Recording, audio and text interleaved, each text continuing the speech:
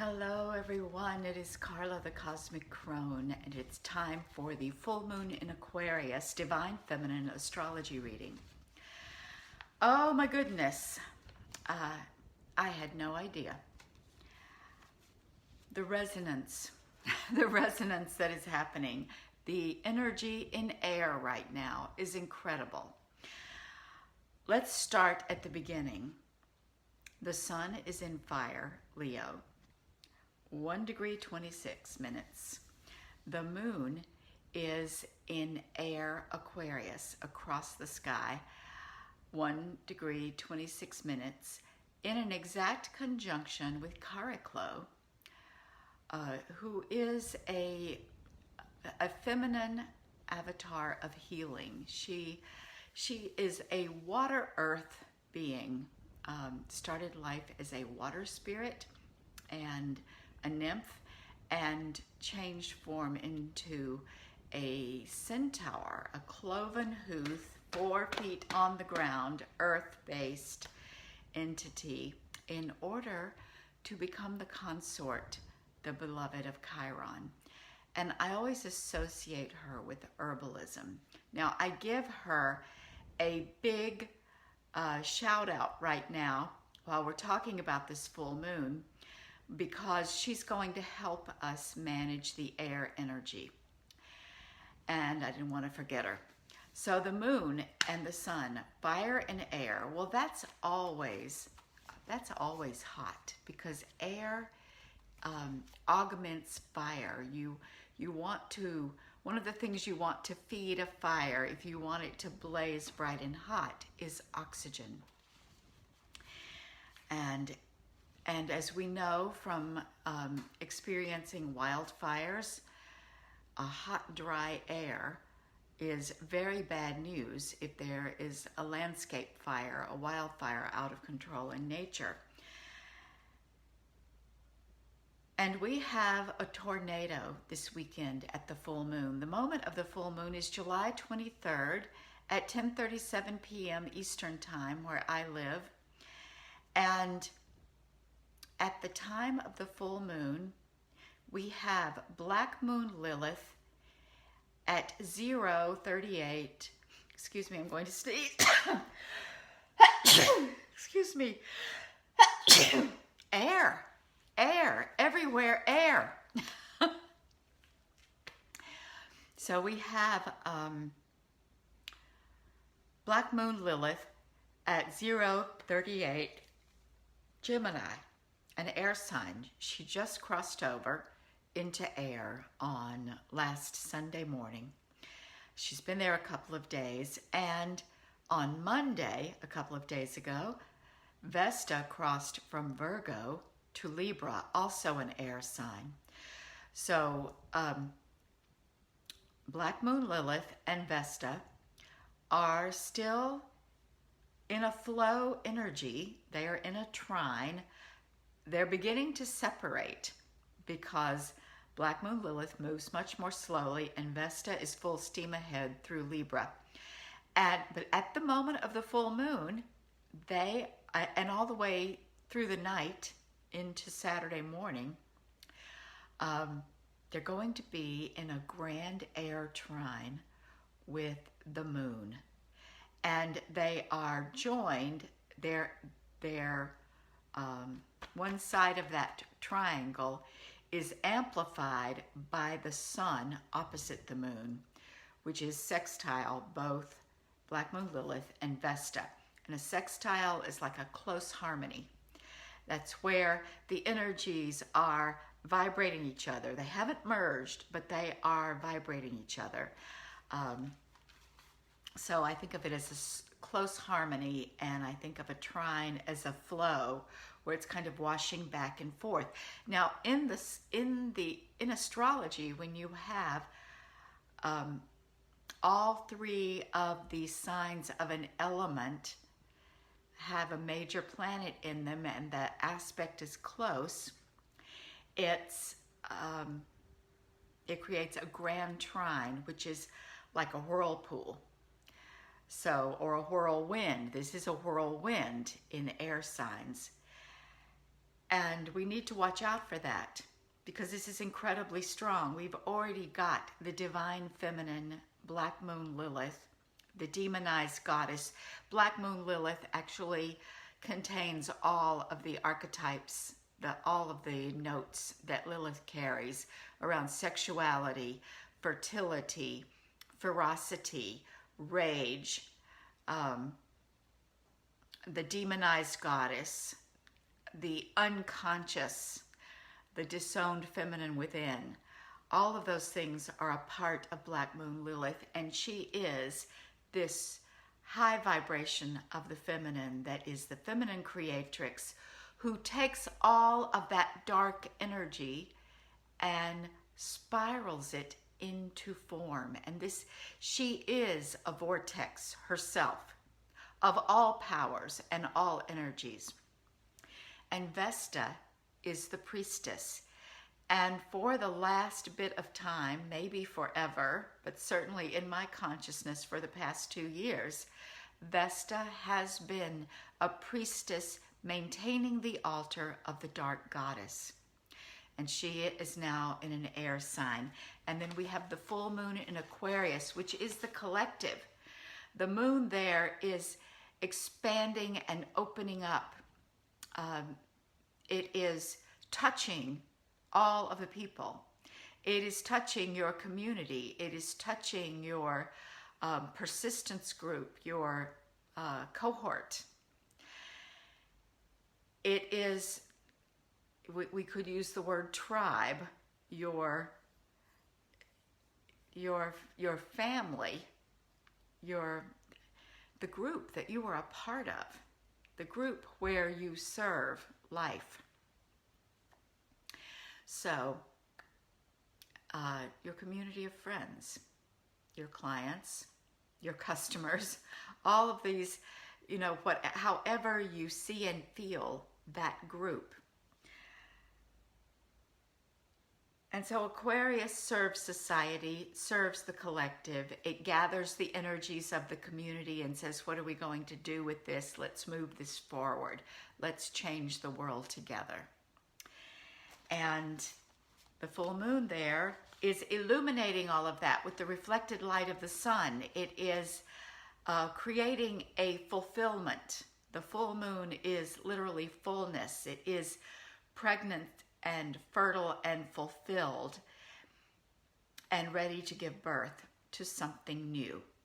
And Aquarius is always visionary, forward-looking, highly intellectual sign and energy that sees what needs to be done and can sometimes be too visionary, too impractical, great at thinking of the solution and maybe a little low on following through with the practical step-by-step aspects of making a change happen. So an Aquarian always needs a team, even though they can tend to be loners. They have a hard time. Aquarius, all signs, I suppose, have their contradictions, but the moon is in Aquarius, and so it is shining on us all. And it's also happening, at least in my time zone, in the meat of the night, 10:37 p.m., right before bedtime. So we can be out howling at the moon if we so desire. I recommend getting a drum and lighting a fire. And if you can be with your people, the Aquarian moon is a good time. And up here in the north, it's August. It's the summertime. It's not August yet. That's the new moon. It's still July. So the full moon is amplifying the energy of air and creating a portal through which we can channel that energy of air. Over the weekend, I did a ceremony, a ritual with a bunch of women. It was virtual. You can get it and participate in it. It would be excellent to do it. At the time, I hadn't quite grokked that the the air energy that has been stirred up, this higher vibration, this speeded up state, created by Black Moon Lilith and Vesta, simultaneously practically crossing over from earth to air. That unleashing of energy, I didn't know that it was going to be amplified this way by the moon. I just hadn't looked at it. And here it is. So the moon in Aquarius, an air sign, actually in a very close trine to all of those other planets with Chariklo. Now Chariklo, imagine you're looking out and you see a tornado coming. The winds are high. They're uprooting trees and blowing shingles off of, and tumbling cars and picking up trailers. I grew up in tornado country, and I used to be terrified of tornadoes. Never saw one as a child. Had plenty in the neighborhood, but somehow where I lived, I was just off the path. Tornadoes are very sensitive to topography about where they will touch down. And yet in Maine, on summer solstice, I was caught in a tornado warning. I didn't see the tornado because it was raining too hard and there was too much hail, but I had to pull my car over, my partner and I, because we were on our way somewhere, and there were tornado warnings buzzing on our phones, and we couldn't see out the windshield. And oddly enough, by the time we got to our destination, they were bone dry. They hadn't seen a drop of it. Interesting. I told you tornadoes were weird. So, big winds. Watch for big winds of energy. I'm experiencing it personally. Big winds rolling, roaring through me, creating shifts. That's why I did the ritual, to expand my capacity and get in alignment and attunement with this new air energy. And it's working. And so you, at this full moon, whatever you do, you can use my ritual. If you want to get it, you can let me know in the comments. Or you can do another ritual, but tune in. However you tune in, work with the energy of air and get yourself up to speed, literally. Because where we want to be when we are in a vortex is in the center, the eye. You've heard of the eye of the hurricane, the eye of the storm. Well, that is because the winds are all swirling around and there is a still point at the center. And this is how our energy flows naturally. We are always in the center, and there's always things going around. Now, we humans, we can get bored in the center where it's still and quiet. We think we want it, but we don't know for sure if we're alive, if we don't have a little drama going on. And we think we are accomplishing something or experiencing spiritual growth and enlightenment if there's trouble afoot. If we can feel the breeze whipping our hair, if we're dodging tree branches blowing off of trees, if the water is rising and the big water spout is threatening to suck us in, if there's a firestorm on the horizon. And actually, Earth is so interesting. Earth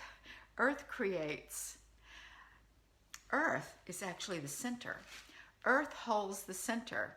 So when the Earth is shaking, literally, it is an earthquake. Or it can transfer that energy to one of the more fluid elements, like the fire, the water, the air. And the other thing that happens is that Earth is where we ground and we find our footing. We tend to feel safe in Earth, and this is a good thing. But like I said, the energy could create an earthquake and swallow us up. So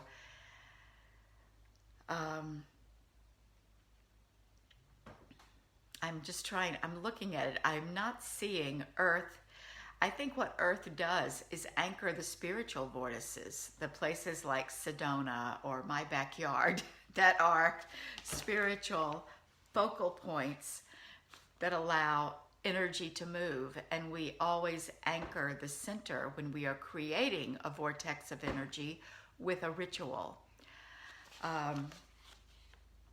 So between now, I suggest every day working with the energy of air, getting yourself grounded, getting yourself up to speed, and understanding, asking, what is it that this air whirlpool, and I keep calling it a whirlpool, it's a whirlwind, tornado, maybe it's a big cyclic weather pattern that doesn't feel particularly scary or intense or destructive, but don't count on it. Don't count on it. You want to know where your center is. You want to have a very clear intention for what this energy will do for you. What it will clean out, what it will bring in, how it will amplify you, what it will carry you towards. There is a lot of movement here, a lot of change. And you don't want to come into this full moon snoozing.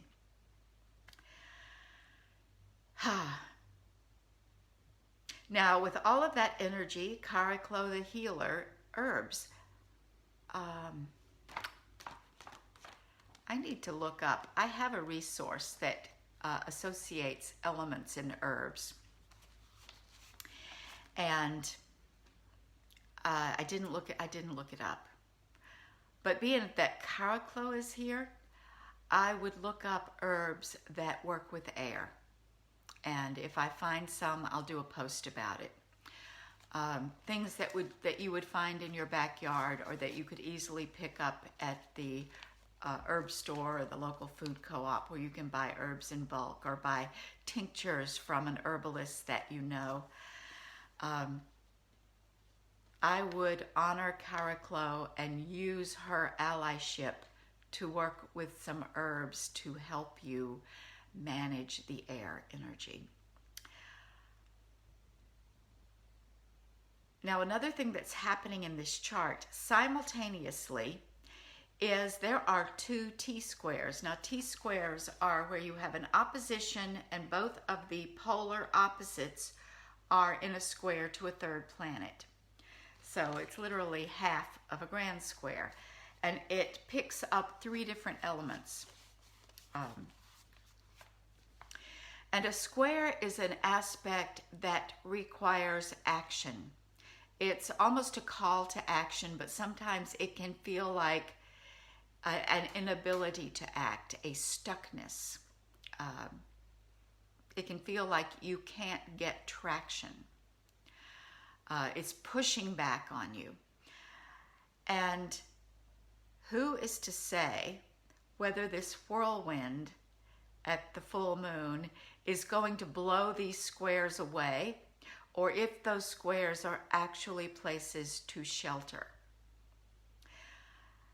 Interestingly, one of the corners of one of the T-squares is Black Moon Lilith. Black Moon Lilith at in the first degree of Gemini is one corner of the Grand Air Trine and one corner of a really beautiful T-square made of Lilith in Virgo. I'm sorry, I said the wrong thing.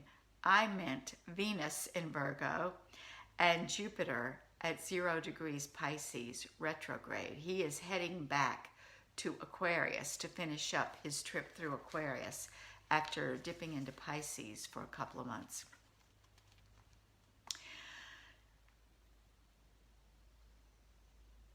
So Jupiter and Venus are opposite each other. And that's a fascinating aspect because Jupiter is expansion and it's associated with good luck and abundance, opportunity. big things that we often associate with good things come with Jupiter, except for if we're in a negative spiral of some kind, if we are stuck in shitty thinking and disempowering beliefs, it can feel like you get more of that. And that's just kind of the law of the universe. That's the way things work. Jupiter will expand whatever he's near. So whenever you've got a Jupiter aspect that's really important, you want to tend to your mind. Pay special attention to what you're focusing on. It is a time to dig deeper, amp up your gratitude practice. Notice what is working. Notice what's feeling good, what you're happy about, what you're excited about, what's coming down the pike that has you interested and excited. You want to give Jupiter something good to work on, no matter what appears to be happening in your day-to-day world. And he is looking across the sky at beautiful Venus. Venus is showing up as the evening star now. She's getting high enough that if we ever have clear skies again here in Maine, I can see her over the tops of the trees around my house. So she's starting to show up. And she, of course, is the Queen of Heaven, the bright and shining goddess of love, sensuality, and abundance. And both Venus and Jupiter carry an energy of abundance and wealth and more of the good thing that you want. And they're in a square to Black Lilith in the energy, who is plugged into this whirlwind. So what's going to happen? I would very much tune in to what Venus means to you. Meditate on Venus, meditate on Jupiter. Black Moon Lilith is the creatrix. She is the dark goddess. She is the things we don't talk about, the things we're ashamed of. And yet she is none of that. She is the goddess, period. So how to work with this energy? I'd very simply do some serious meditating, journaling on what you're wanting to create in your life over the rest of this year, for example, or even keep it focused on this moon cycle. What is a next step? Maybe it's something big you want, but there's a next step. There's a shift coming. It could be energetic, spiritual, emotional. It could be in your living circumstances, your wealth, your health. Whatever it is that you are feeling a strong desire to change, focus on that and recognize that this whirlwind of the full moon is going to support you in creating a shift. And it could blow the things you're clinging to with both your fists, could blow them right out of your hands and feel like disaster. It could force you to let go of something that you didn't think you wanted to let go of, that you struggle to keep. That's a sensation I happen to be incredibly familiar with. I tend to hold on to things way too long. And it also could blow in opportunities that are so big or so scary or so, oh, I'm totally not ready for that, you think. Or there's so many of them, you don't know which one to pick, which one to follow through on. So you want to be in the center, grounded, tuned in to your divine guidance. I teach women to tune into the womb because your womb always knows. And then have the courage to move with it. The courage to let go if it's over. Because the wind is, if it's ripping something out of your hand, then it's blowing something else in that you need your hands free to pull in. So that's what Jupiter, Black Moon Lilith, and Venus in a T-square say to me.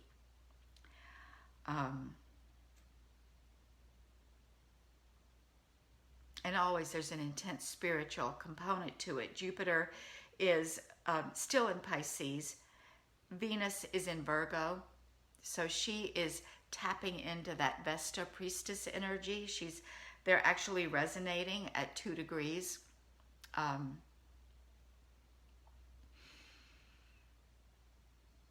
So they're kind of tingling a little bit. It's not an aspect that is considered flowy. They might be a little bit discordant, but they're talking to each other. Listen to what they have to say. They may be having an argument, a discussion. They may have a difference of opinion, and you could learn a lot just by watching the two of them have their conversation inside of you, of course. The other T-square absolutely must be mentioned because this week is the Mary Magdalene feast day on Thursday, the day before full moon, and in the full moon window. So all of this that we've talked about picks up the energy of Mary Magdalene in Libra, in air, and she is opposite Hecate in Aries. So we have feminine Christ consciousness, the feminine aspect of Christ's teachings. Mary Magdalene was not a goddess, she was a woman. She was a great teacher. She was very likely enlightened, whatever that means. She is a potent resonance of compassion, of divine feminine truth, and pure love. And she was human. So we can relate. We can all plug into that energy. And her feast day is July 22nd. I don't know why. I don't know if that's supposed to be her birthday, her death day, her Assumption. Somebody decided that it was her day, 7/22. And she's in Libra, so she's picking up the air energy. She's opposite Hecate, picking up fire energy. They are both square Mercury and water. So what are we getting here? We're getting feminine Christ consciousness, pure compassion. We are getting deep feminine teachings, and we're getting the crone at the crossroads who's basically finished with our bullshit. There's a hysterical meme that I posted in my group, and I can find it and post it on my page too. And it basically said, "Oh honey, I see how you've suffered and struggled your whole life. Quit whining and get to work. You have work to do. Get off your ass and get it done." I mean, I paraphrase. I don't remember how it is. Oh, and it was signed Love Hecate.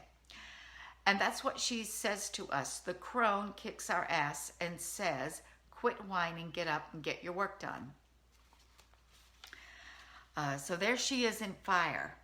She's been picking up Chiron energy, and she's been all along the way traveling through Aries, which is the energy of the fool, the energy of the novice, the initiate, the one who's starting the journey, the one who thinks they know everything when they still have everything to learn. And also has youthful exuberance and fire and the energy that we elders need to get things done. If only they would listen to us. Well, Hecate's been in there kicking Aries' ass. And now she is mirroring. She is looking at Mary Magdalene and pulling in the teachings and disseminating them through Mercury. They are square Mercury. Mercury is receiving from both of them. This T-square is creating a crossroads.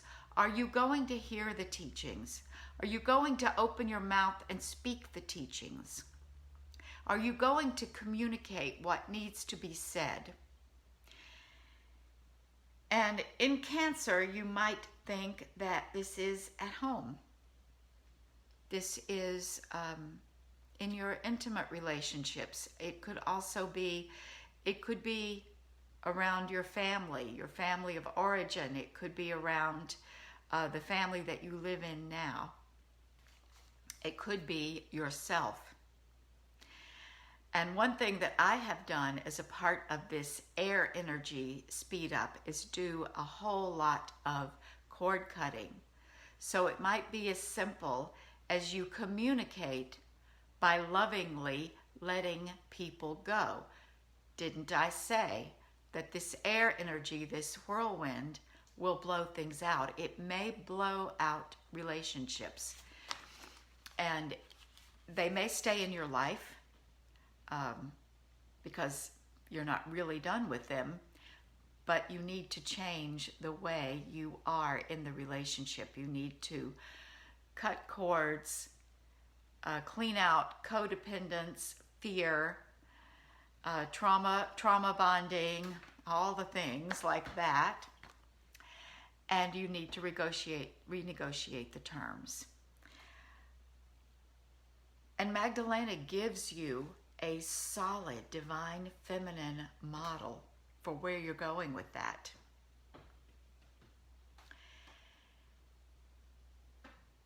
Growing up as a Southern Baptist, I learned that Jesus was our model, that he was God become human so that we could learn how to be better humans.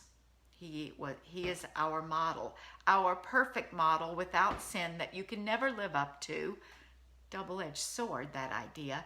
But the idea that we have a model of how, and really it's much gentler than that. We have a standard. We have an ethic, a value that shows us how to open our heart, how to have standards, how to be a good person, how to get along, how to be fierce when we need to, how to love God, how to love our fellow human. And Magdalena is teaching us how to be in right relationship with the masculine, with the polarity of Christ.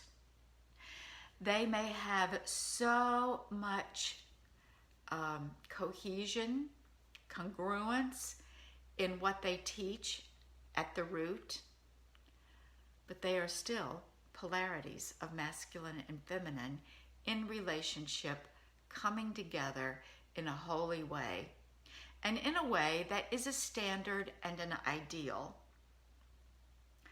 one that we can look at and say, I aspire to be better. I aspire to have that in my life. I aspire to show up that way. What needs to happen? Who do I need to be? What do I need to require of my partner? What do I need to be willing to let go of in myself or in them or the relationship as a whole if we're stuck in a toxic place that can't be healed, or someone is refusing to heal it? Do we need to let this go and move on? And many of us have already been there. Many of us are in the middle of it. Many of us don't know, are trying to avoid that could be the truth. Hecate will give us strength. She'll say, you're at a crossroad, decide. She'll say, whatever it is, decide and get it done. My coach says that all the time. And Mercury communicates.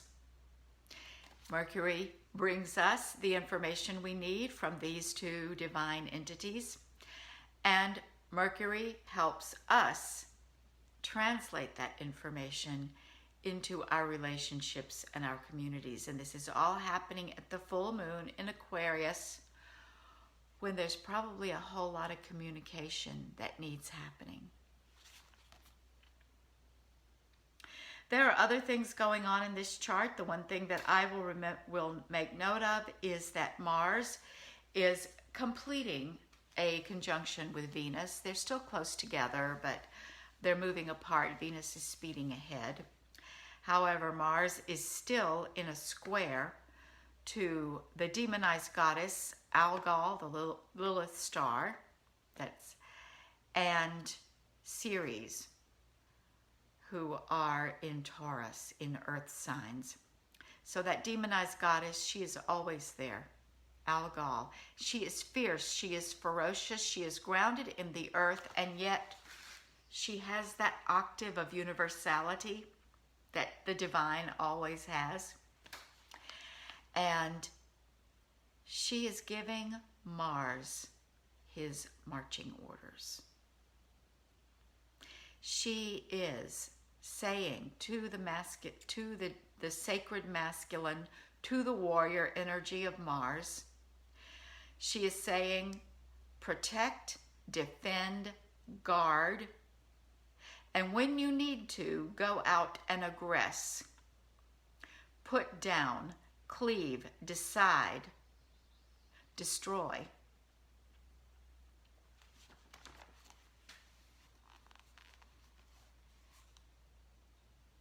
Mars is in Leo. I'm just now noticing that Mars at this very moment and through the full moon is transiting my natal Pluto. I need to tune into that, which of course reminds me that you may need to tune in to your own natal chart and everything that's happening here. Where is this Aquarian full moon falling in your chart? Where is this grand trine? Where are Vesta, Black Moon, Lilith, and all the other points? Hit me up. I have room for one more Divine Feminine Astrology reading we can get you in July. And if you don't have time in July, my August spots are open. So I will put that link in the comments. And you can always find it. Just let me know you want it, and I'll make sure you get the link. I would love to rock your world and help you get up to speed with this incredible air energy with that reading. So that's what we've got. I think that's plenty. I think if you can grab this tornado by the tail that's coming up and get yourself centered and realize that you have this energy, you can keep your center, and you can make this energy work for you with the power of your intention. You will have a fabulous weekend after the full moon. It might be a little rocky and rolly on the way in,